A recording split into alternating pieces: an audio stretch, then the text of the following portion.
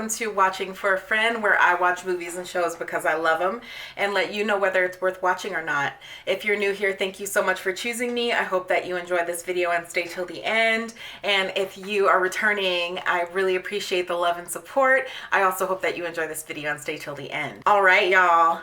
We are at episode 9. There's only one episode left, so we're in our like 2 little bonus episodes that they gave us. After years of telling them that we wanted an hour, they gave us 2 additional episodes, which is called Lowkey Tryin. I really loved this episode. Kerry Washington directed this episode, and I think she did a phenomenal job with the direction of this episode. So kudos to you, girl. You do your thing. Okay, I just want to say, are y'all happy now? Are you happy? Y'all willed this entire thing with Issa and Lawrence back together, and I hope you're happy. In the first scene, we see Issa and Lawrence back together pretty much. I know the ball's gonna drop. I'm not trying to be negative. I'm not trying to hate. But the ball is going to drop with them. They have a conversation around what their relationship status is, and they still haven't defined anything, which is fine. They should approach it with caution at this point because we don't want anything, you know, from their past creeping back in. Also, aside from the whole relationship thing and aside from him not wanting to define things, he still is interviewing for this position in San Francisco. So he is still keeping his options open so that he can move. I do think that the ball is going to drop next week. I've seen a lot of speculation around Condola possibly popping up pregnant. At the beginning of the season, I would have been like, no, that's not really Condola's personality. But the girl has shown that she is petty. So I could see her popping up pregnant. I could see her keeping a baby just to control Lawrence at this point because she turned out to be so trash. So we will see what happens with Condola and Lawrence. Although we haven't seen her, she is still very present in these episodes. So that's what's happening with their relationship right now. And we will see what happens next week. If she pops up pregnant though, ooh, that would be juicy, and I'm not even the dramatic type. But I really still want Lawrence gone. He's gotta go. Who has their ex around for this long? Go, you gotta go.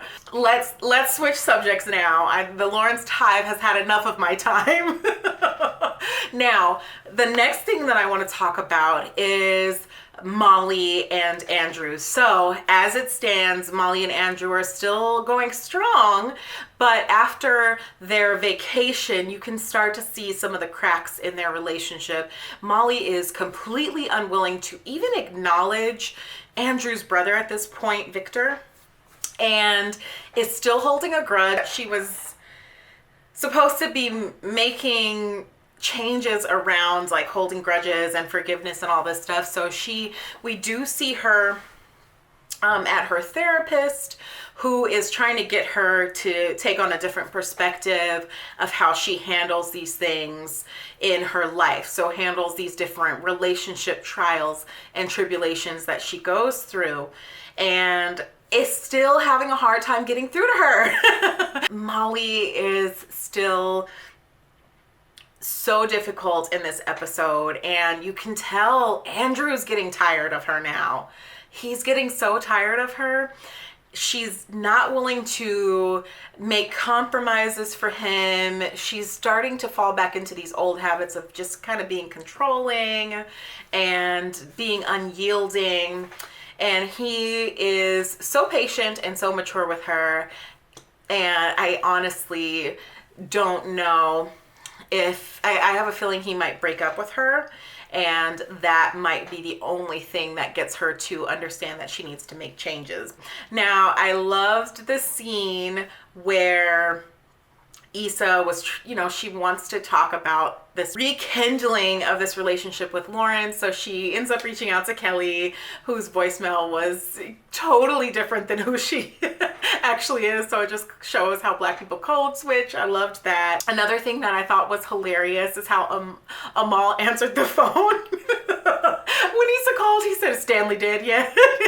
Stanley did. They can't stand Stanley, and I really need to see why. I thought it was so cute. He was eating like hot, something spicy, could barely talk to her, was just like reaffirming everything. It wasn't very helpful, but I was glad to see him. It was great to see other cast members back in this episode. And then when she called Molly, I really thought that was reality. I didn't realize, I couldn't tell until the very end that it was a hallucination. When Molly faced the camera, then I was like, okay, she's like, it's in her head. But prior to that, I really thought that she had reached out and called Molly, and Molly went off on her. Now, she does reach out first, which I was disappointed with, because I was like, oh my goodness, I thought she was going to hold out and Molly was going to call her first, but she didn't. Issa reached out to Molly and they meet up for brunch, and Issa was so humble, and I really wished they had a good brunch. It was like old times. We find out that Molly's brother's pregnant girlfriend, the girl that was not having his baby, left him with the baby. And then of course they were talking about the baby, had a mustache, and her grandmother thinks there's something wrong with it. You see Molly and Issa as they were when we first met them, and I had such a glimmer of hope at this point. And so it went really well. Well, at least for us and Issa, we thought it went really well. Then when Molly gets home, she has an attitude about it. She has an attitude with Andrew about it. Andrew even was like, maybe you should meet her halfway. Like, you are acting like you don't have any part in this. And he was even getting frustrated. So Molly is just so intolerable these days. Now, the next thing that we move on to is Nathan and Issa. So obviously Issa still has very strong feelings for Lawrence, and she is holding out hope that maybe they can get back together.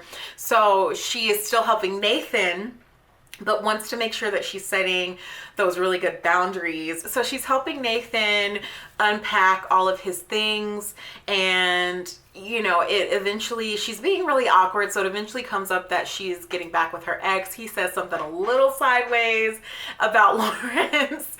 And so she retorts and is like, well, at least he didn't ghost me, And then Nathan reveals that what we pretty much already knew, and he reveals that he found out he was bipolar while in that time that he was ghosting her, and he was just trying to figure himself out. She's so empathetic, she's so understanding toward him, and apologizes even for making that comment toward him. I already knew that it was bipolar. It was pretty obvious.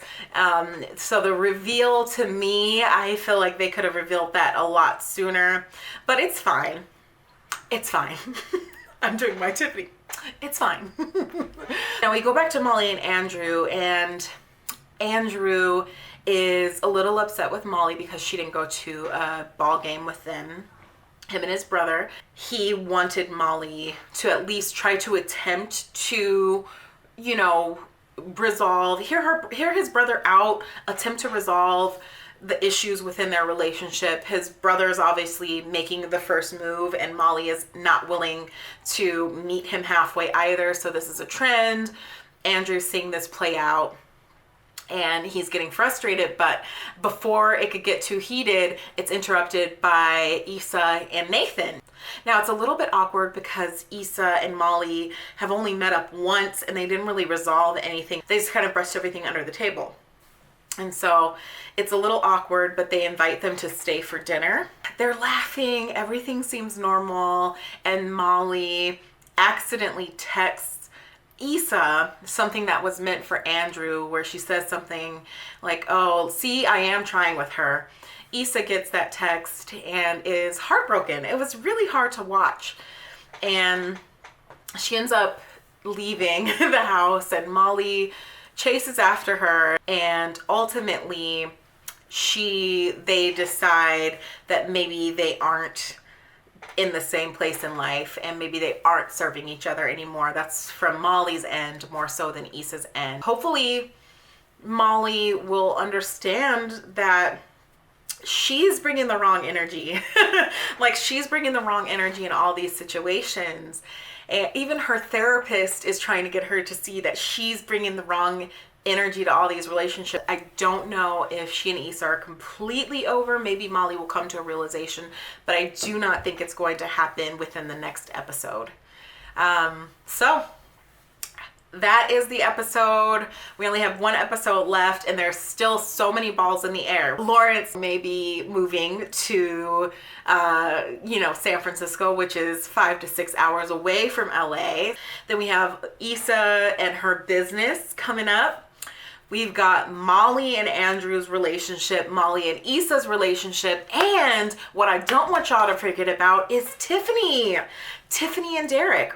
We need to see what's going to happen. What's going on with Tiffany and her baby? And I'm excited to see what happens in the season finale. And I'm really sad because, that'll be the last time. Next week is our last time doing these videos for a while. All right, so that's it. We have one more episode, one more week of doing this. So I hope you all are doing well. I hope you all are getting lots and lots of rest. And until next week.